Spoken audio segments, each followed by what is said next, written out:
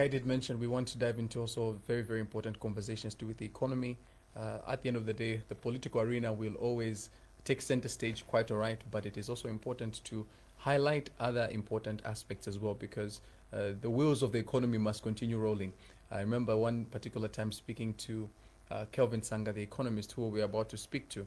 He said something very interesting. He says, as you are leading towards elections, even investors tend to hold back any funds or any plans to make any projects within the country because they are uncertain of the political environment, if at all there's any tension. And elections tend to be marred with incidents of violence, pockets of violence here and there.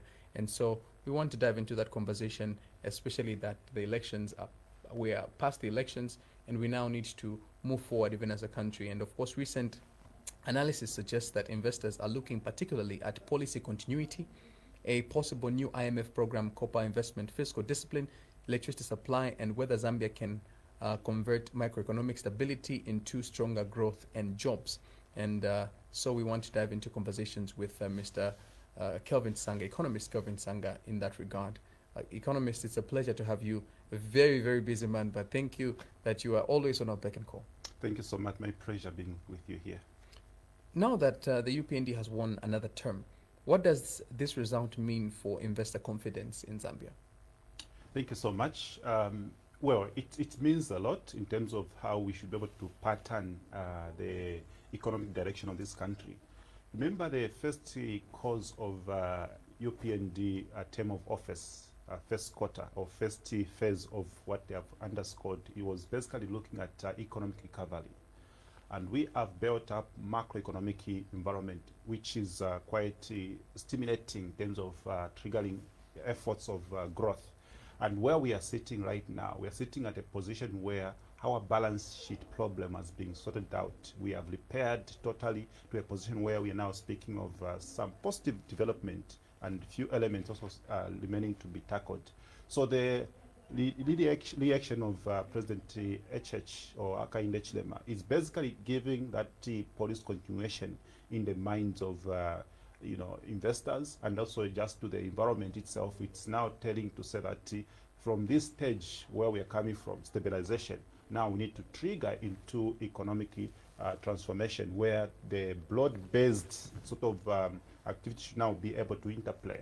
We want to see quality growth. We want to see shared responsibility. That is what is actually intending now in the case going forward.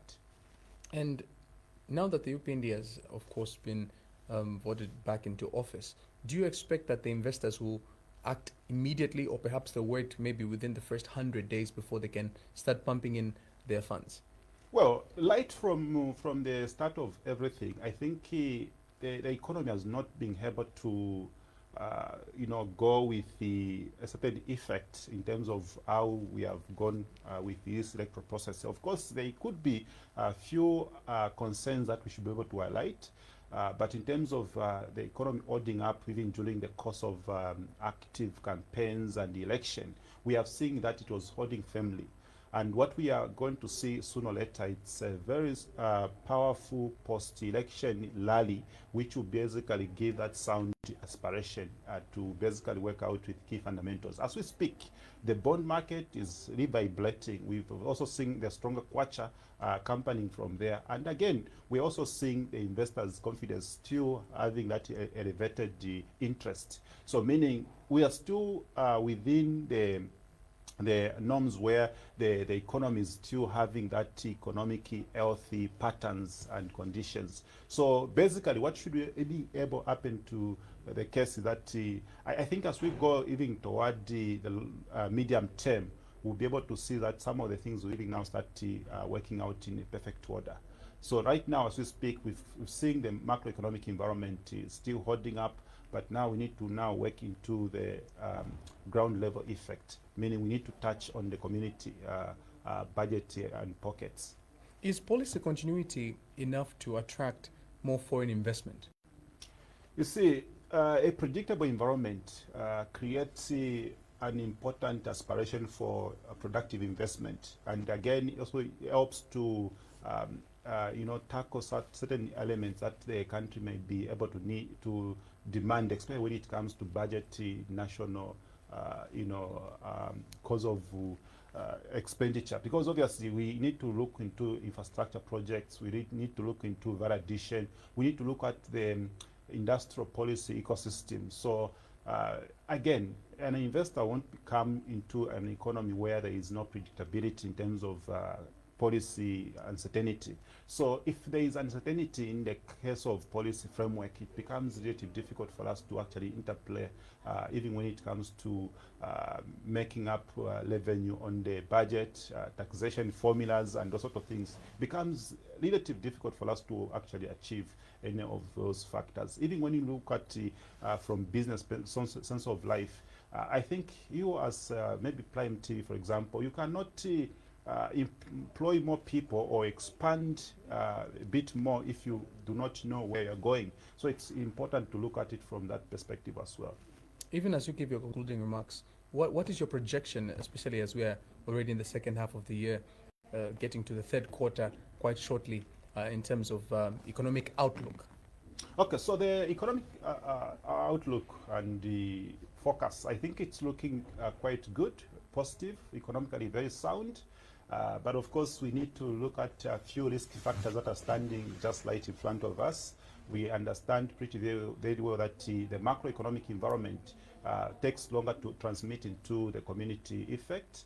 And then we are also looking at the issue of copper. Copper can tumble at any given point. We need to see how we can diversify quickly with other product that can be able to serve or effect should it happen that we don't have favorable price benchmark on the international market.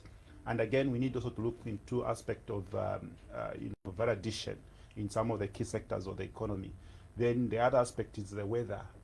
If we do not take care of measure around what we have produced from agriculture, then that can also be able to put us off the balance, especially when it comes to the next farming season. So our marketing season should be able to be very careful in terms of how we go about the outflow of maize from our stock.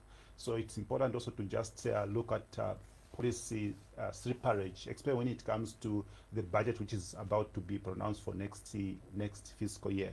So all these are key fundamentals that should be able to look. But in terms of just the overall factor of growth, I think we still within the aligned, the projected, measure of reaching almost like 5.8 or 6% of the total GDP profile.